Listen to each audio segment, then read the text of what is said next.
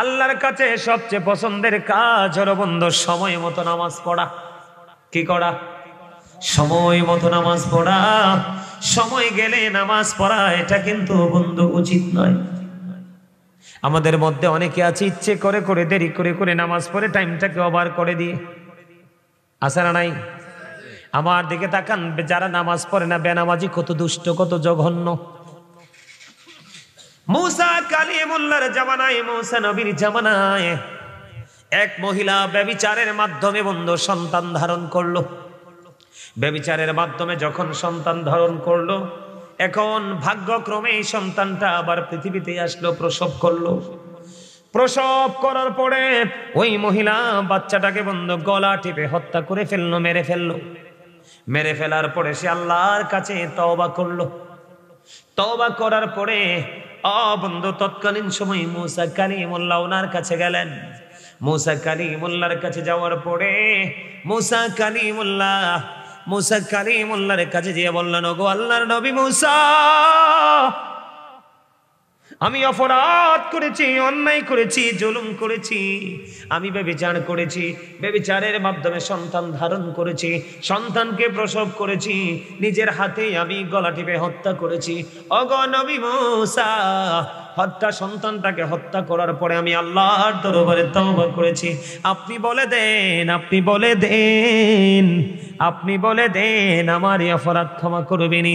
বন্ধু এই কথা বলতে দেরি মুসা কালিমুল্লাহ ডাক দিয়ে বলল, না না না না, তুমি আমার সামনে থেকে দূর হয়ে যাও। মুসা নবী মহিলাটাকে তাড়িয়ে দিলেন।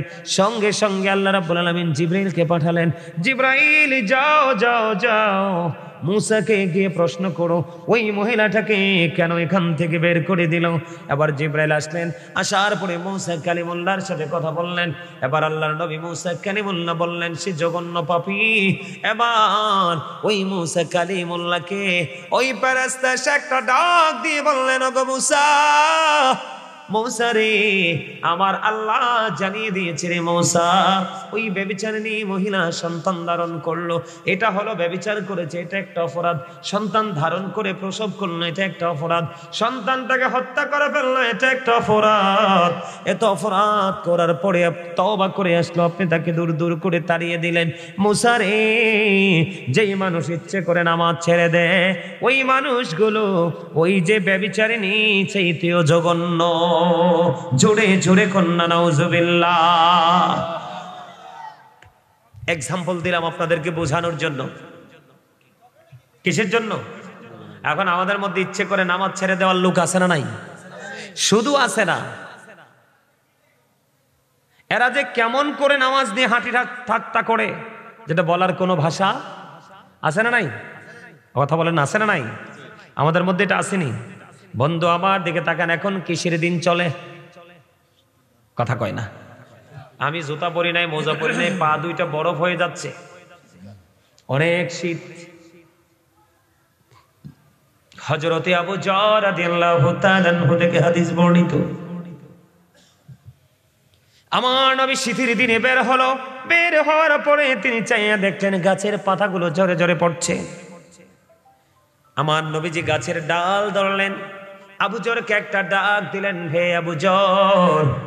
আবু যর উত্তর দিলেন, লাব্বাইকা ইয়া রাসূলুল্লাহ, নবী গো আমি হাজির।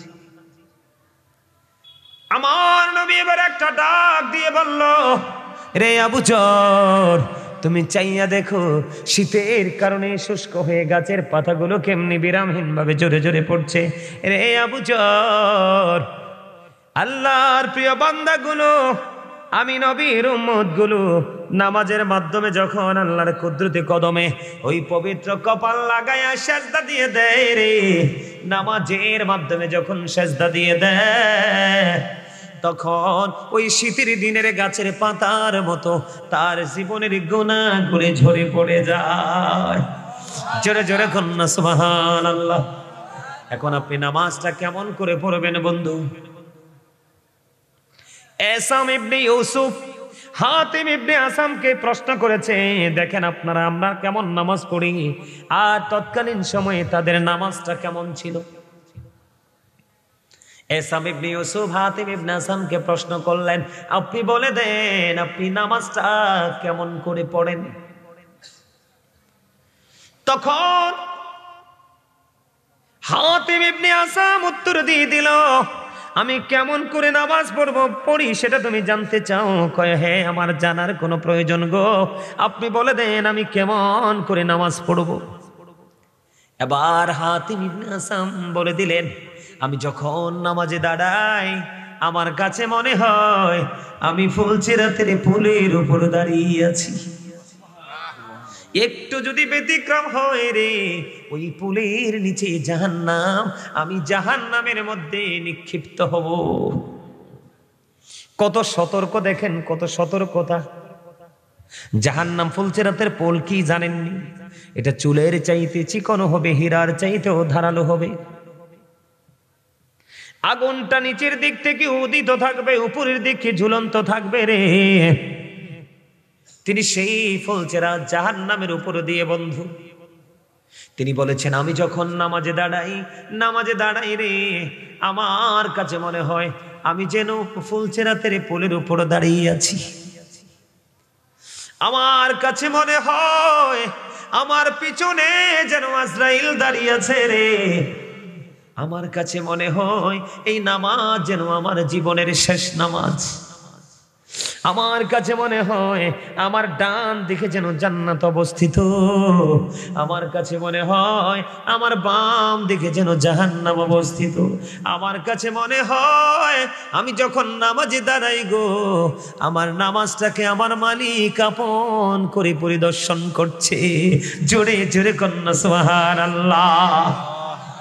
বন্ধুরি আমার, ওই বুজুর্গ লোক যারা, সাধক যারা, তাকওয়া সম্পন্ন ব্যক্তি যারা, আপনি তাদেরকে ফলো করতে হবে। আল্লাহ বলেছেন, join with my dear people, come to my paradise. আল্লাহ বলেছেন, ফাদখুলি ফি ইবাদি ওয়াদখুলি জান্নাতি। আমার আল্লাহ বলেছেন, আমার প্রিয় লোকেদের সাথে যুক্ত হও আর আমার জান্নাতে চলে আসো। জোরে জোরে কন্যা সুবহানাল্লাহ।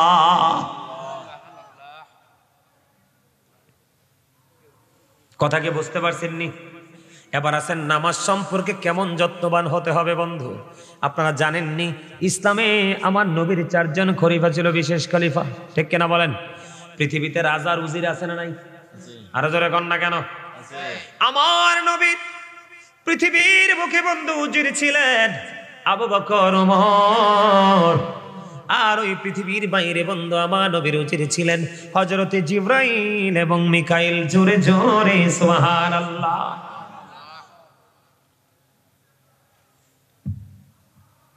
কেমন করে বন্ধু সাহাবীরা নামাজ পড়েছে খেয়াল করে।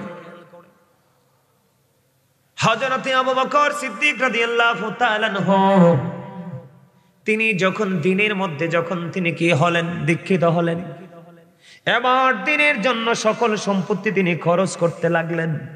খরচ করতে করতে করতে করতে বন্ধু একটা পর্যায়ে তিনি দুস্থ হয়ে গেলেন। খেয়াল করেন, সাহাবাই কেরামদের তাকওয়া, সাহাবাই কেরামের নামাজ, সাহাবাই কেরাম আমার নবীর হুকুম কেমন করে মানত, একটা একটা করে বিভিন্ন দিক থেকে তথ্য দিচ্ছে, নিয়ে যান। আর আমরা কেমন করে নামাজ পড়ি বন্ধু? আবু বকর সিদ্দিক দুস্থ হয়ে গেল, কিন্তু আজকের মসজিদে আজান হয়ে গেল, নামাজ শুরু হয়ে যাবে রে। আবু বকর যে নামাজ পড়তে হবে, নামাজ পড়ার মতো পোশাকও ওনার নাই। এবার আবু বকর সিদ্দিক রাদিয়াল্লাহু তাআলা আনহু কি করলেন? গায়ের মধ্যে ছোট্ট একটা জামা রে, ও বন্ধু, গায়ের মধ্যে ছোট্ট একটা জামা, এই জামা দিয়ে তিনি জামা বানাবে, নামাজের জন্য ফরজ পোশাক বানাবে। ওনার ঘরের মধ্যে বালিশ আছে 2টা, বালিশের গিলাপ 2টো ছিঁড়ে ফেললেন।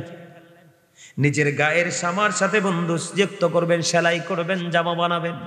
খেজুর কাটাকে বানাইলেন সুই, আর খেজুর পাতাকে বানাইলেন বন্ধু সুতা। জামা বানায় এদিক দিয়ে বসে বসে আজান হয়ে গেছে রে। নবীজি মসজিদের মধ্যে অবস্থান করতেছে। আমি এখন কি করব? আমি তো নামাজও ছাড়তে পারবো না, পোশাকের অজুহাত দিয়ে আমি নামাজ থেকে দূরেও থাকতে চাই না।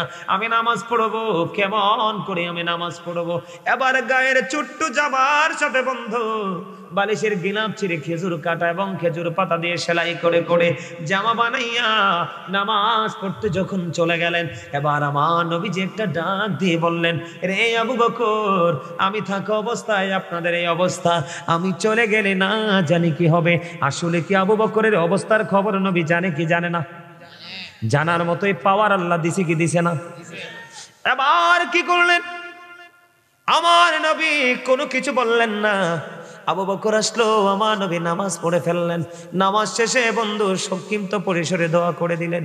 আমার নবীজি নামাজ কমপ্লিট করে যখন মসজিদ থেকে বের হলো, বের হওয়ার পরে বন্ধু এবার মসজিদের দরজার দিকে দাঁড়াইয়া দেখে রে, আজকে জিবরাইল খেজুর পাতা পোশাক পরে আমার নবীর সামনে। জোরে জোরে কন্যা সুবহানাল্লাহ।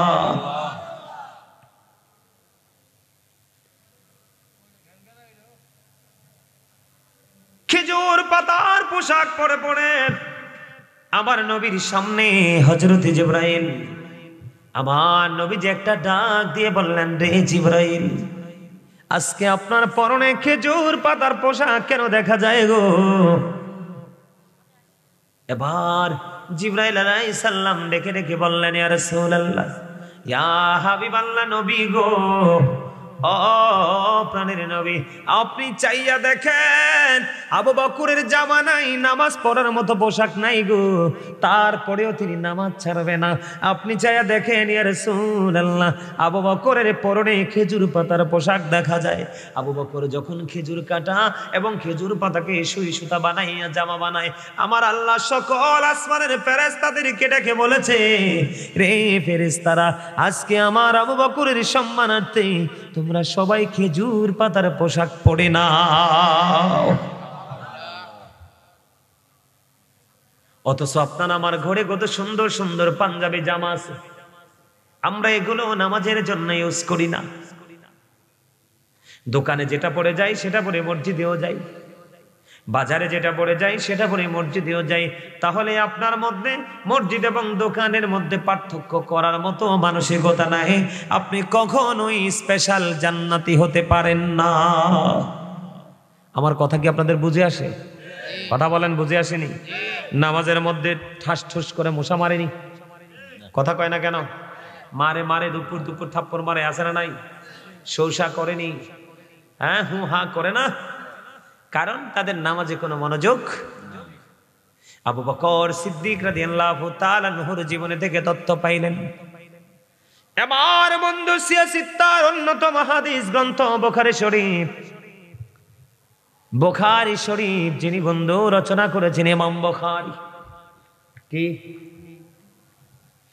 ইমাম বুখারী বন্ধু নামাজ পড়তেছে, খেয়াল করেন, ইমাম বুখারী নামাজ পড়তেছে, ইমাম বুখারী নামাজ পড়তেছে, নামাজরত অবস্থায় ওনাকে বিষাক্ত পোকা কামড় দিচ্ছে, কিন্তু নামাজ তো ভাঙে না, নামাজ শেষ করে না। নামাজে কতটা মনোযোগী, নামাজ পড়ার ক্ষেত্রে কতটা সচেতন ছিলেন আমাদের পূর্বসূরি আইম্মায়ে কেরাম। ইমাম বুখারীর নামাজ শেষ হয়ে গেল। নামাজ শেষ হয়ে যাওয়ার পরে আবার ছাত্রকে ডাক দিয়ে বলল, দেখো গো আমার পিঠের মধ্যে কি। এবার ইমাম বুখারীর ছাত্র জামাটা উঠালেন, জামাটা উঠায় দেখে রে বিষাক্ত ভেঙ্গুল পোকা। কি পোকা? ভেঙ্গুল পোকা। দেখছেননি? এটা কিন্তু ছোট্ট করে বড় করে বড় বড় অনেক বড় করে বাসা বনে। এইটা যদি একবার কাউকে টার্গেট করে কামড়াইয়া মেরে ফেলে। আমার নিজের চোখের সামনে দেখেছি, আমার গ্রামে আজ থেকে 10-11 বছর আগে একজন মুরব্বী মহিলাকে বন্ধু এই ভেঙ্গুলি কামড়াইয়া মাইরা ফালাইছে, হসপিটালে নেওয়ার সুযোগ পায় নাই। এবার বুঝেন ওই ভেঙ্গুলের বিষ কত জঘন্য। ওই ভেঙ্গুল পোকা একটা নয়, দুইটা নয়, ও বন্ধু, ইমাম আজম আবু হানিফার পেটে একটা নয়, দুইটা নয়, 10-10টা কামড় দিয়েছে এই বিষাক্ত পোকা। এবার ছাত্র উঠায়া দেখে উস্তাদের পিঠে 10টা কামড় রে।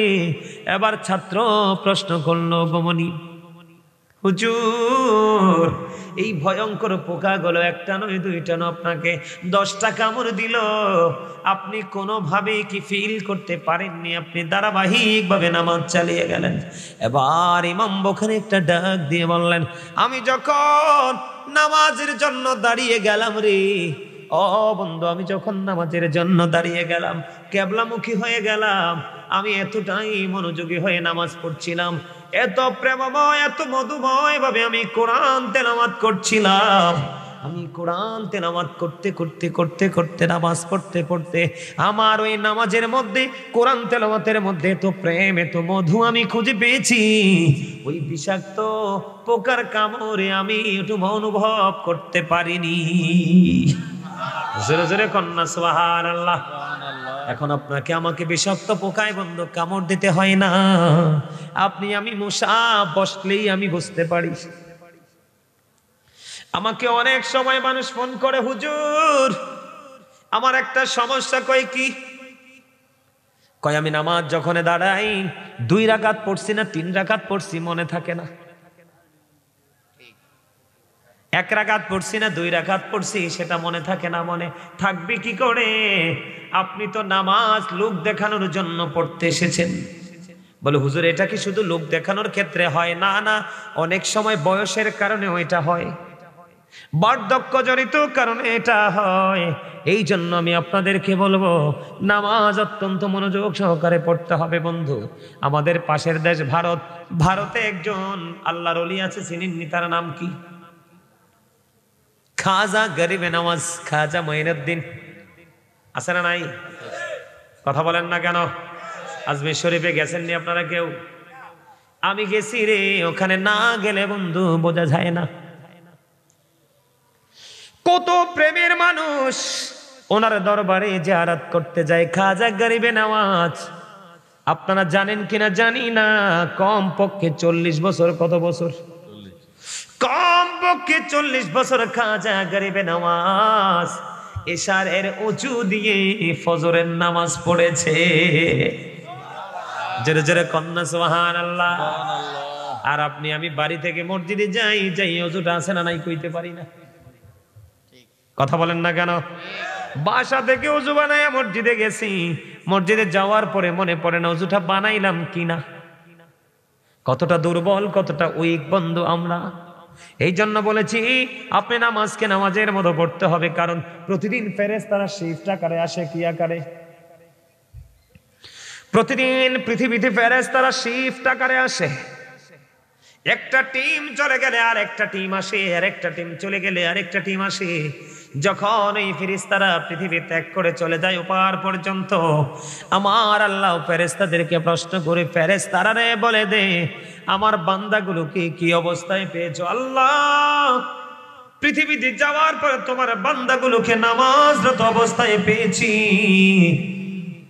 এবং এখন আসার সময়ও তাদেরকে নামাজরত অবস্থায় পেয়েছি। জোরে জোরে সুবহানাল্লাহ। বিশেষ করে আপনারা সাধারণ মানুষ বেশি বেশি করে জামাতে নামাজ পড়ার চেষ্টা করবেন, মসজিদে বেশি বেশি করে যাওয়ার চেষ্টা করবেন। আপনাদের এলাকায় মহিলারা নামাজ পড়তে যায়নি মসজিদে, এইটা কখনোই হতে দিবেন না। এখন বন্ধু কিছু আলেম ওলামা বের হয়েছে, তাদের সঠিক এলেম জানা নাই। মহিলাদেরকে মসজিদে, বাড়ি থেকে মসজিদে যেয়ে নামাজ পড়ার জন্য উৎসাহিত করে। আছে না নাই? আমার দিকে তাকান, আমি কি বলি? আমি গাজী সুলাইমান দামি না আমার নবী দামি? কথা কয় না কেন? আপনার পছন্দের হুজুর দামি নাকি আমার নবী দামি? কথা কয় না কেন? হাদিস শরীফের মধ্যে এসেছে, আমার দিকে তাকান, হযরতে উম্মে হুমাইদ রাদিয়াল্লাহু তাআলা আনহা হাদিস শরীফের মধ্যে এসেছে, আমার নবীকে বললেন, ইয়া রাসূলুল্লাহ আমি আপনার পিছনে নামাজ পড়তে পছন্দ করি। এবার আমার নবী একটা ডাক দিয়ে বললেন, আমি জানি তুমি আমার পিছনে নামাজ পড়তে চাও, তুমি আমার পিছনে নামাজ পড়তে পছন্দ করো, তবে আমি বলে দিলাম রে, আমি নবীর পিছনে নামাজ পড়ার চাইতে তোমার ঘরের অভ্যন্তরের নামাজ অনেক বেটার। সুবহানাল্লাহ বলেন না কেন? আরো জোরে। আল্লাহর হাবিব বলেছেন ঘরের বারান্দায় নামাজ পড়তে পারবা না। কি করতে পারবা না? হাদিস শরীফের মধ্যে এসেছে আপনার আমার প্রাণের নবী বলে দিয়েছেন বারান্দার নামাজের চাইতে অনেক গুরুত্ব, অনেক দামি হলো, অনেক দামি হলো ঘরের। ও বন্ধু, বারান্দার নামাজের চাইতে নারীদের জন্য উত্তম নামাজ হলো তার ঘরের অভ্যন্তরের নামাজ। পুরুষেরা ঘরে নামাজ পড়ার চাইতে জামাতে মসজিদে এসে নামাজ পড়লে 25 গুণ পর্যন্ত সওয়াব। এক রাকাতে কত রাকাত? আল্লাহর হাবিব সরকারে মদিনা তিনি জানিয়ে দিয়েছেন মহিলারা, ও বন্ধু মহিলারা, বাহিরে সেই নামাজ পড়ার চাইতে ঘরের অভ্যন্তরে নামাজ পড়া তার এক রাকাতে 25 রাকাতের সওয়াব। আপনারা কখনোই মা বোনদেরকে মসজিদে যাওয়ার জন্য আস্তে আস্তে করে, এই মৌলবী আপনাদের এলাকায় ঢুকবে, বিভিন্ন জায়গা তারা গ্রাস করে নিচ্ছে, বিভিন্ন জায়গায় তারা এটা করতেছে। বন্ধু, এখান থেকে আপনাদেরকে আমাদেরকে বের হয়ে আসতে হবে, ঠিক কিনা বলেন? এবার আসেন আমরা ফরজ নামাজ পড়ি, ফরজের পাশাপাশি আমাদেরকে সুন্নাত নফল পড়ার দরকার আছে না নাই? আরো জোরে বলেন না। যদি আপনি ফরজ ও নামাজের ফাঁকে ফাঁকে আপনি নফল নামাজ পড়তে পারেন, এটা আপনার জন্য অনেক বড় নিয়ামত। আপনার জীবনে আমার জীবনে অনেক ফরজ আমল ছুটে যায় কিনা? ফরজ আমল যখন ছুটে যায় বন্ধু, আপনার সুন্নাত নফল আমল দ্বারা আপনার কাল হাসরের ময়দানে ওই ফরজের ঘাটতিটা আল্লাহ ফিল আপ করে দিবে। জোরে জোরে সুবহানাল্লাহ। তবে সবচেয়ে দিকে তাকান, সব সময় খেয়াল রাখবেন, আল্লাহ রাসূল বলেছেন মান সাল্লাল বারদাইনি দাখালাল জান্নাহ। আপনার আমার প্রাণের নবী বলে দিয়েছে, এদিকে তাকান, যে ব্যক্তি শীতল সময়ের 2 ওয়াক্তের নামাজ পড়বে, কোন সময়ের? শীতল সময়ের 2 ওয়াক্তের নামাজ পড়বে রে, তার ঠিকানা হবে জান্নাত। জোরে জোরে কন্যা সুবহানাল্লাহ। শীতল সময়ের মধ্যে বন্ধু জানেননি শীতল সময় কোনটা? কথা কয় না। ঠান্ডা সময়ের নামাজ 2 ওয়াক্তের নামাজ আছে, বলতে পারবেন নি কোন নামাজ?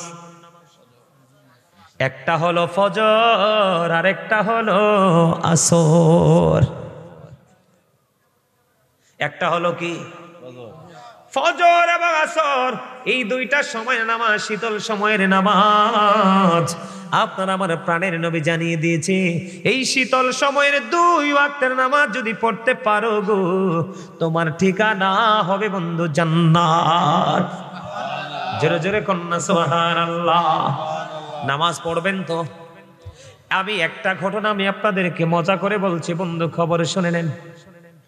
আমার আল্লাহর কাছে নফল ইবাদত কত পছন্দের। ইরশাদুত তালিবিন কিতাবের মধ্যে এসেছে বন্ধু, জিবরাইল আলাইহিস সালাম একটানা 30,000 বছর নফল ইবাদত করলেন। 30,000 নফল ইবাদত করলেন, 30,000 বছর। আমার আল্লাহ জিবরাইলকে ডাক দিয়ে বলে, জিবরাইল, আমি তো তোমাকে 30,000 বছর নফল ইবাদত করার কথা বলিনি, কেন করেছো?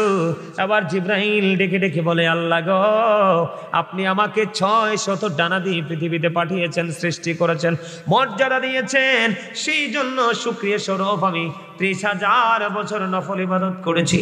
এবার বন্ধু আমার আল্লাহ ডাক দিয়া বলে, রে জিবরাইল, ও জিবরাইল, তুমি শুনে রাখো, তুমি সাক্ষী থাকো, আমার হাবিবের উম্মত গুলো যদি কিছু সময় নফল ইবাদতের মধ্যে যদি সময় কাটায়, আমি আল্লাহ কথা দিলাম তাদেরকে অদ্বিতীয় জান্নাত দিয়ে পুরস্কৃত করব। তার এটা হলো একটা। আরেকটা এটার বাস্তব ঘটনাটা বলি, হাদিস শরীফ। কাল হাসরের ময়দানে একজন আহ্বানকারী আহ্বান করতে থাকবে, কে রে রাতের মধ্যবর্তী সময়ে নামাজ পড়েছো? সুবহানাল্লাহ বলেন না। কে? আহ্বানকারী আহ্বান করতে থাকবে, কে রে রাতের মধ্যবর্তী সময়ে নামাজ পড়েছো? ওই যে আমি নফল ইবাদতের কথা বললাম, আপনারা বলেন মধ্যবর্তী রাতের মধ্যবর্তী নামাজ কোনটা? বুঝছেননি? তাহাজ্জুদের নামাজ। এদিকে তাকান, হাদিস শরীফের মধ্যে এসেছে, যখন ডাক দেওয়া হবে, কে রে মধ্যবর্তী সময়ে রাতে নামাজ পড়েছো? বন্ধু অল্প কিছু নামাজি দাঁড়াবে, অল্প কিছু নামাজি দাঁড়াবে। যখন এই নামাজিগুলো দাঁড়াবে তখন সঙ্গে সঙ্গে অর্ডার দিয়ে দেওয়া হবে, যাও যাও যাও, বিনা হিসাবে তোমরা জান্নাতে চলে যাও। জোরে জোরে সুবহানাল্লাহ। কি বিনা হিসাবে জান্নাতে চলে যাও, বিনা হিসাবে জান্নাতে চলে যাও, জান্নাতে চলে যাও। জান্নাতে চলে যাওয়ার জন্য বন্ধু অর্ডার দিয়ে দিবে। আর যারা রাতের মধ্যবর্তী সময়ে নামাজ পড়তে পারোনি তারা বিচারের জন্য প্রস্তুত হও। তাহলে নফলের দাম আছে না নাই? এবার আসেন, আপনাদের সবার সুপরিচিত একটা নামাজ আছে বন্ধু, মাগরিবের নামাজের পরে 6 রাকাত তাওবিন নামাজ পড়ে কি পড়ে না? 2 রাকাত করে আমরা 6 রাকাত তাওবিন নামাজ পড়ি, ঠিক কিনা বলেন? কয় রাকাত করে করে? কিন্তু এই নামাজটা কেমন করে পড়বেন মজাটা বুঝে নেন, মজাটা বুঝে নেন, শিখে নেন, জেনে নেন। মজা কত বন্ধু এটার মধ্যে। আপনার আমার প্রাণের নবী বলেছে, মাগরিবের নামাজ তুমি পড়ে ফেলেছো, তোমার কোনো প্রয়োজন নেই কথা বলার, তুমি কোনো প্রয়োজন মনে করো না, কথা বলবা না। যদি প্রয়োজন বিশেষ হয় তুমি কথা বলতে পারবা। তুমি যদি তোমার কোনো প্রয়োজন যদি না হয় তুমি কি করবে না, কোনো কথা বলবে না। সোজা মাগরিবের নামাজ শেষ করে তুমি তাওবিন নামাজটা আদায় করে নেবে। হাদিস শরীফের মধ্যে এসেছে, আপনারা আমার প্রাণের নবী জানিয়ে দিয়েছেন, কোনো প্রয়োজনীয় কথা না বলে কেউ যদি মাগরিবের নামাজ শেষ করার পরে 6 রাকাত তাওবিন নামাজ পড়তে পারো গো, আমার নবীজি জানিয়ে দিয়েছে এই নিয়মে একদিনের তাওবিন নামাজ পড়ার কারণে তার আমল নামায় 12 বছরের নফল ইবাদতের সওয়াব দেয়া হবে। আরো জোরে কোন, আরো জোরে। নামাজ দিয়ে সর্বশেষ হাদিস বলি বন্ধু, সুন্নাত নামাজে আসেন। এখন আমাদের দেশে অনেক মোল্লা বের হয়েছে, সুন্নাত লাগে না, নফল লাগে না। কিন্তু আমি আপনাদেরকে বলে দেই, আপনি সারা জীবন ফরজ ওয়াজিব আমল করে যাবেন, ইচ্ছে করে যদি আপনি কোনো সুন্নাত ছেড়ে দেন, নবীজি আপনাকে উম্মত বলে স্বীকার করবে না। আমার নবী যদি আপনাকে উম্মত বলে স্বীকার না করে রে, আপনাকে মুক্তি দেওয়ার কেউই নাই। আমি আপনাদেরকে বলে দেই মজার খবর, সুন্নাত এতক্ষণ নফল নিয়ে বললাম, প্রতিদিন আপনার আমার জন্য 12 রাকাত সুন্নত নামাজ আছে। কয় রাকাত? 12 রাকাত সুন্নত নামাজ আছে রে। আমার নবীজি বলেছেন এই 12 রাকাত সুন্নত নামাজ যদি কেউ প্রতিনিয়ত কন্টিনিউয়াসলি যদি তুমি সুন্নাত 12 রাকাত পড়তে পারো, আল্লাহ রাব্বুল আলামিন কথা দিয়েছে তোমার জন্য আল্লাহ স্পেশাল জান্নাতে ঘর বরাদ্দ দিবে।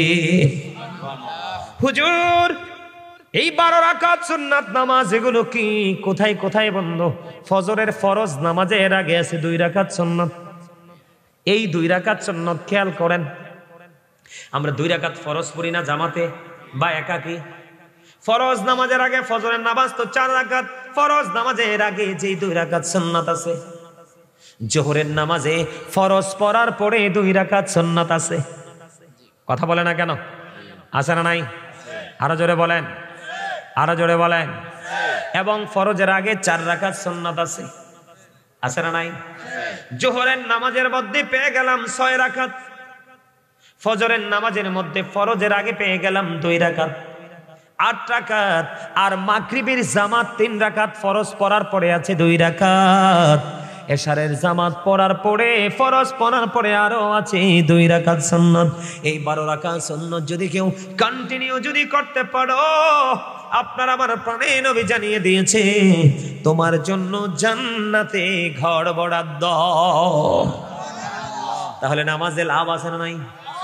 নামাজ পড়বেন তো? আরো জোরে বলেন। নাকি নামাজ ছেড়ে দিবেন? নামাজ পড়বেন তো? পড়ার মতো। কিসের মতো? পড়ার মতো করে পড়বেন। অজুটা ভালো করে করবেন, প্রস্রাব করার পরে পানিটা ভালো করে হেঁটে ক্লিয়ার করে তারপরে পানি খরচ করবেন। পবিত্রতা আমার আল্লাহর বেশি পছন্দ।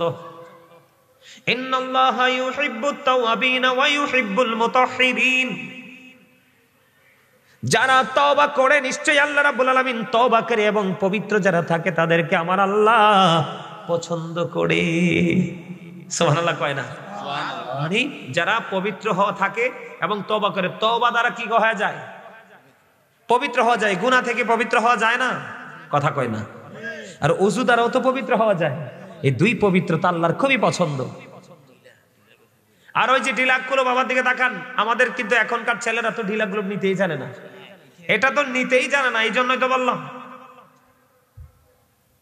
সম্মানিত উপস্থিতি, এটা অত্যন্ত গুরুত্বপূর্ণ। আপনি কিন্তু হুট করে প্রস্রাব করে পায়খানা করে কিন্তু পানি খরচ করলে হবে না, হবে হবে না, হবে না। আপনাকে ঢিলাগুলো ব্যবহার করতে হবে, নিয়ম জেনে করতে হবে, বুঝে করতে হবে, তারপরে পানি খরচ করতে হবে।